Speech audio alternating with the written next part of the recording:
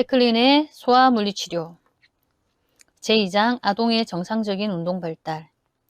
인간의 정상적 발달 능력과 발달 기술은 수태 시점에서부터 시작된다.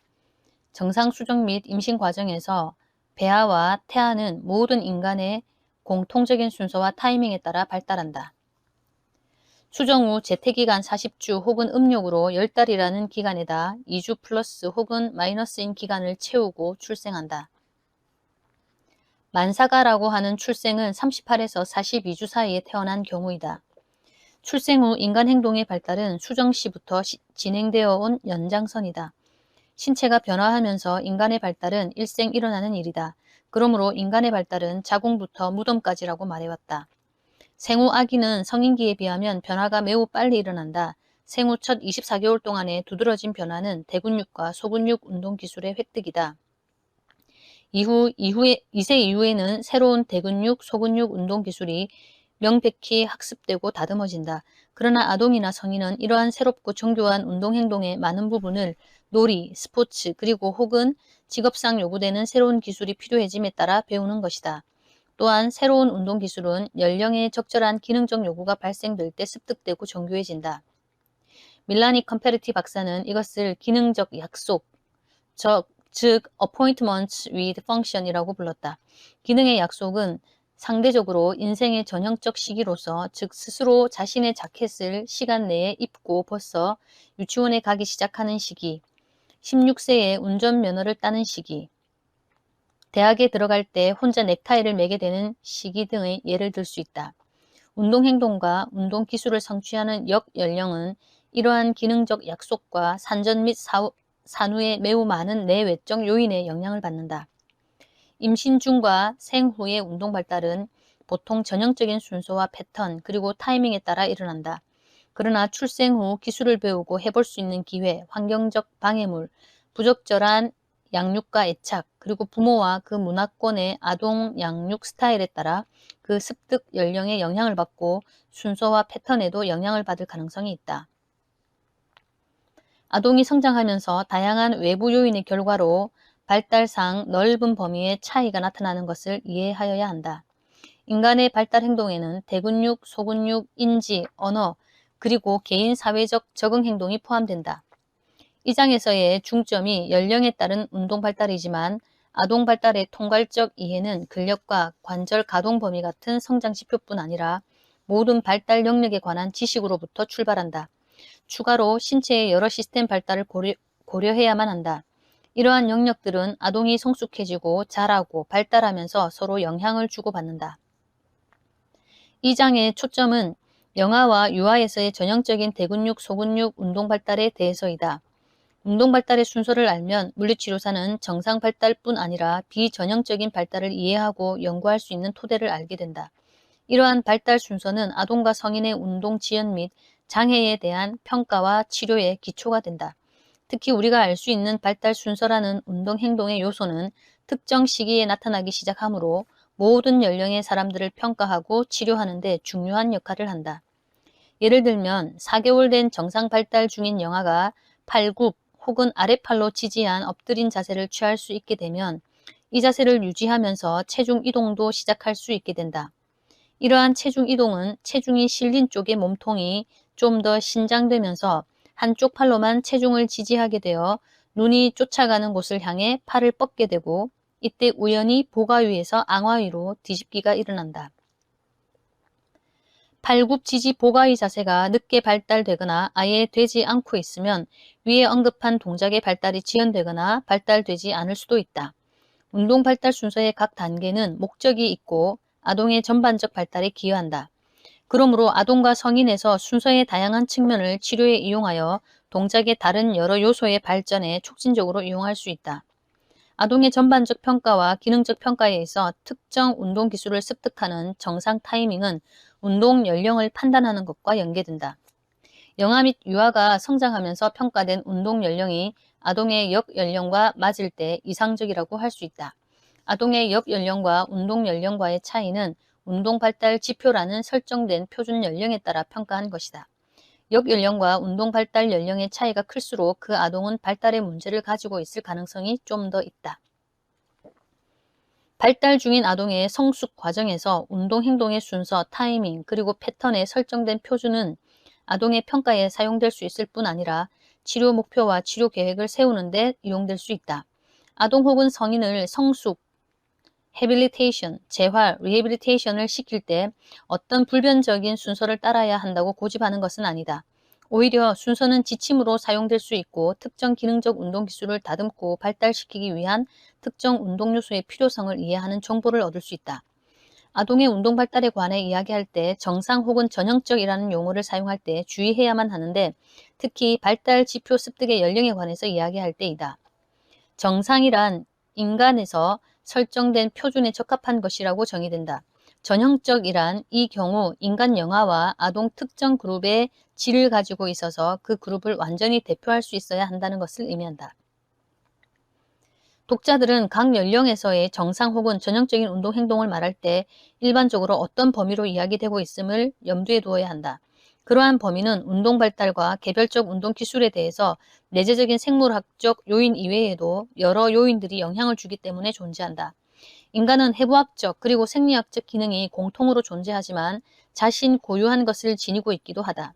상세한 규정에 따라 선정된 대상자에서 기술 습득의 정상값은 다양한 규준 참조 발달 평가 도구에 기초하여 만들어졌다.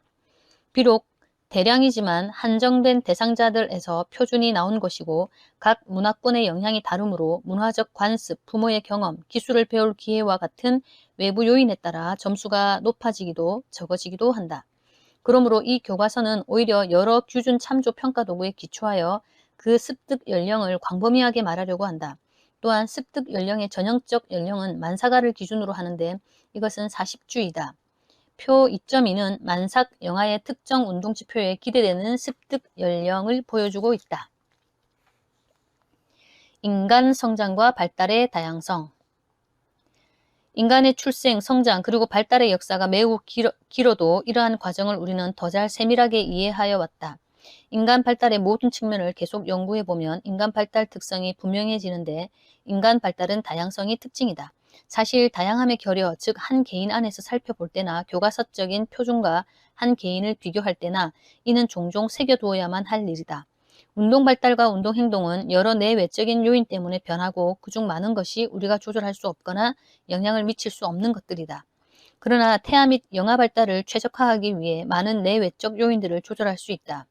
예를 들면 정확히 알 수 없는 양의 알코올에 태아가 노출되었다면 태아 알코올 영향 증후군 혹은 태아 알코올 증후군이 초래될 수 있다.